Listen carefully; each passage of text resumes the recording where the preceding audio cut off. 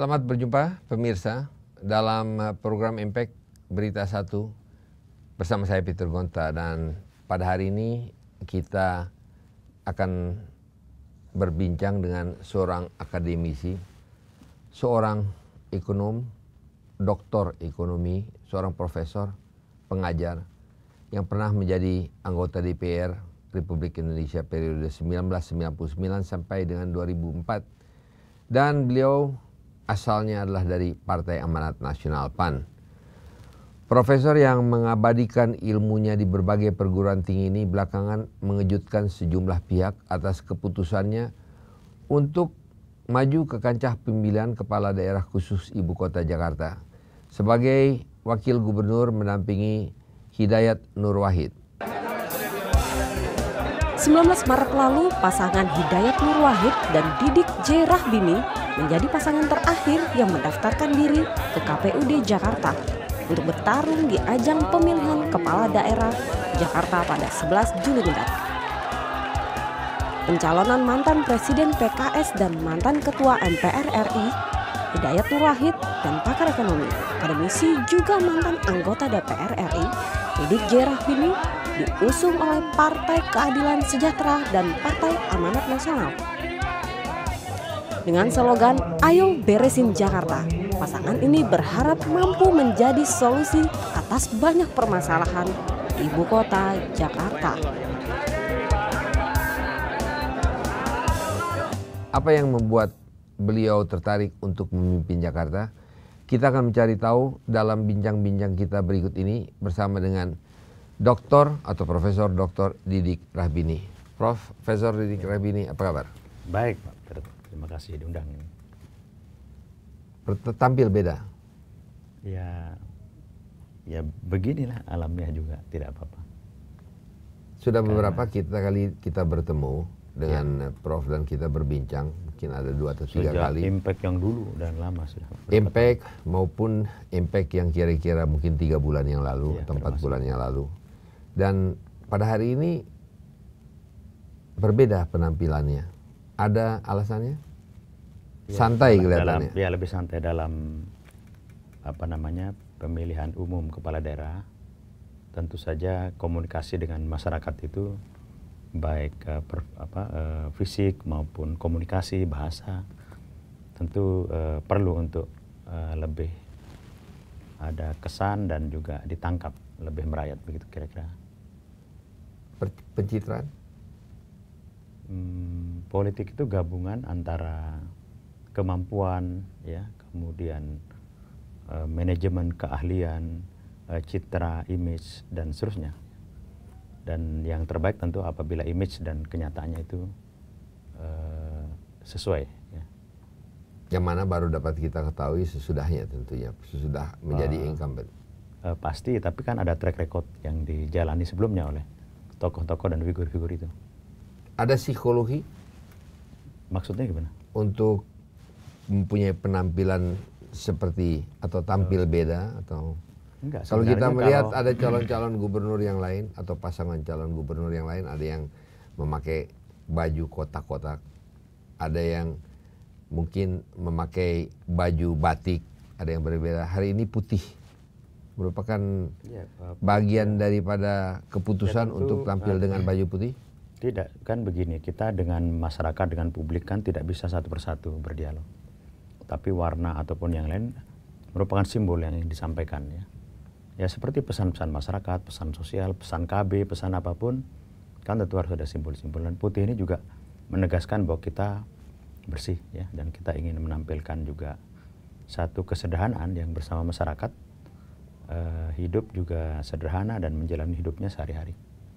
Simbol putih, simbol lambang kebersihan. Ya, lambang kebersihan, lambang kesederhanaan. Bersih dalam arti kata?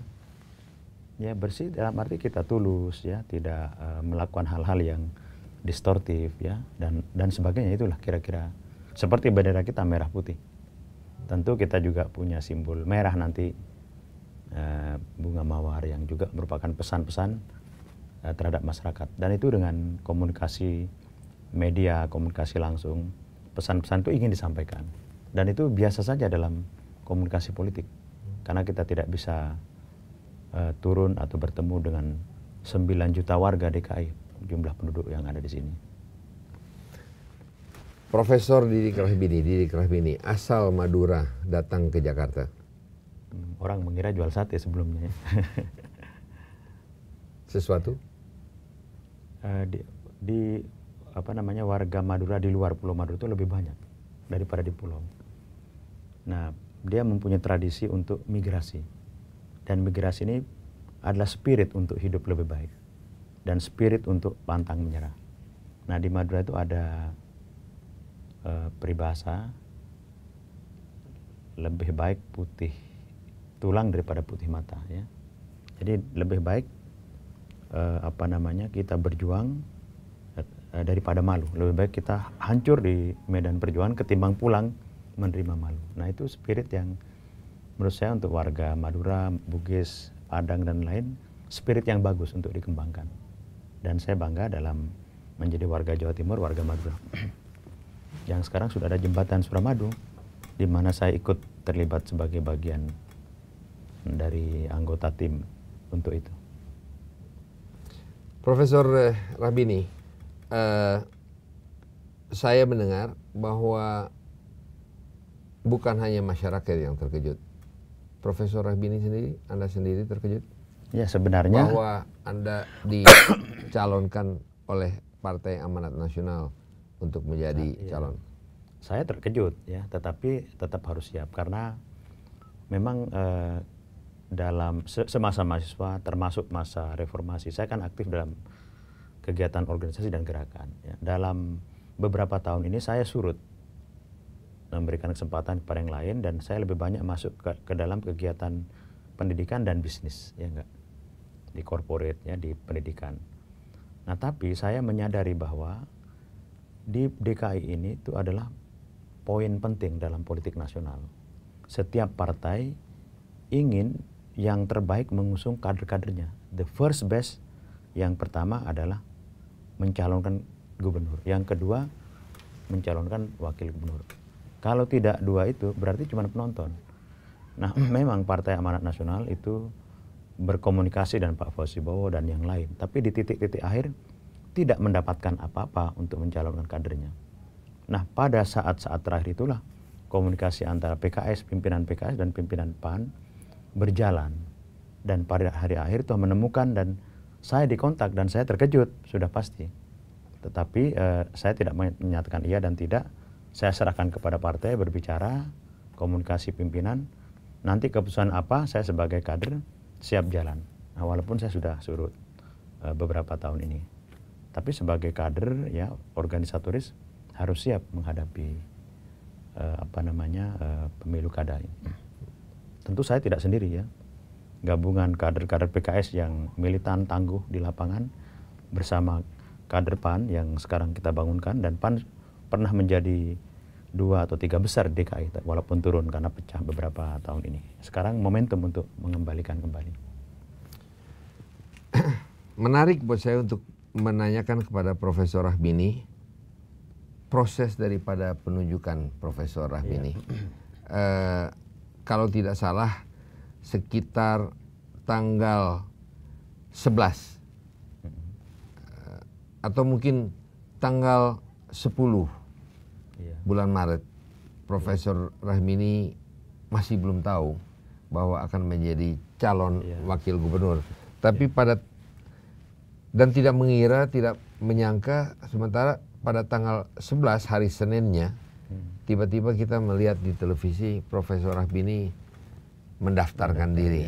Proses apa yang terjadi? Siapa yang menelpon? Ada yang menelpon, ada yang menyatakan, ada yang memanggil, ada yang mengusulkan.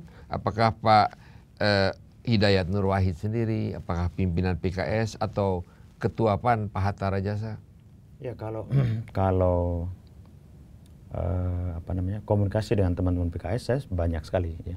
Tetapi pada jam-jam itu yang berkomunikasi adalah Pak Ustadz Hilmi, ya, kemudian saya dengan Pak Hatta Rajasa dan Pak Lutfi Hasan, berempat itu berkomunikasi tentang kemungkinan mencalonkan diri, ya. Sehingga pada malam hari pun belum putus, dan saya pun belum menyatakan iya ya, karena pada waktu itu saya menyerahkan kepada pimpinan partai untuk berdiskusi terus, dan akhirnya memang putus dan bisa dijalankan walaupun sedikit ada masalah surat, tetapi pasangan ini diyakini oleh teman-teman dan saya diberikan keyakinan akan bisa mengimbangi dan memenangkan pemilihan.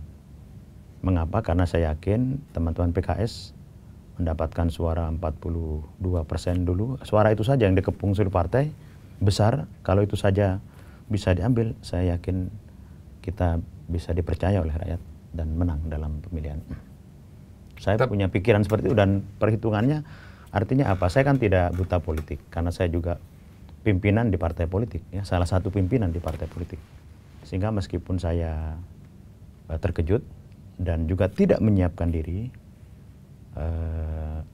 sebenarnya begini, ada cerita sedikit yang mungkin boleh saya. Kira-kira 3 tahun yang lalu, itu ada seorang tokoh, dia calon dalam Pilpres, ya, beberapa tahun yang lalu, diskusi dengan saya, Pak Didik, saya mau mencalonkan Bapak untuk jadi cagup DKI. Untuk bagaimana? Nggak usah, nggak punya persiapan. Nah, proses ini berjalan 3 tahun yang lalu. Datang ke tokoh A, ke tokoh B, tokoh C, dan seterusnya. Itu kira-kira beberapa bulan. Tapi setelah beberapa bulan datang ke tokoh A, B, C, D, dinyatakan Didik Rahbini itu yang cocok jadi eksekutif. Ya, bukan jadi gubernur yang pekerjaannya itu dalam pemilihannya itu keras. Ya. Nah, dan saya pada waktu itu menyiapkan program, kemudian berdiskusi sana-sini, dan proses itu saya angkat kembali di mana saya sudah berdialog dengan organisasi pemuda, organisasi pedagang kaki lima di DKI. Tapi kesimpulannya pada waktu itu, pada saat 3 tahun lalu, bahwa Didik tidak cocok untuk gubernur DKI. Cocoknya untuk pada saat itu, dengan pada saat itu. Kaki lima. Oh bukan, yang pedagangnya dengan tokoh partai, tokoh masyarakat. Didik nggak cocok. Nah, tetapi sekarang ini kan momentum di mana dukungan partai, kader, dan pimpinan partai besar, itu dorongan yang luar biasa. Yang tidak saya dapat pada waktu saya dengan tokoh yang mencalonkan Pilpres ini datang berkeliling. Gitu. Dan tidak perlu saya sebutkan siapa. Amin Rais. Nah, tidak perlu saya sebutkan, tapi paling tidak bahwa saya ingin menyampaikan bahwa seorang figur besar itu ingin bahwa Didik Rahbini ikut dalam pemilihan dan proses politik karena juga tidak terlalu asing dengan politik. Nah, akhirnya kendor selama 2 tahun vakum. Itu kira. Sebelum kita jeda, satu pertanyaan terakhir, cukup terperanjat, tapi tidak. Di dalam proses itu tentunya ada satu orang yang pertama mengatakan, Profesor Rahbini, Prof, kita mau calonkan Anda. Siapa orang itu? Ya ada sahabat saya lah yang juga membantu, mendorong, yang tidak perlu disebut namanya. Artinya apa?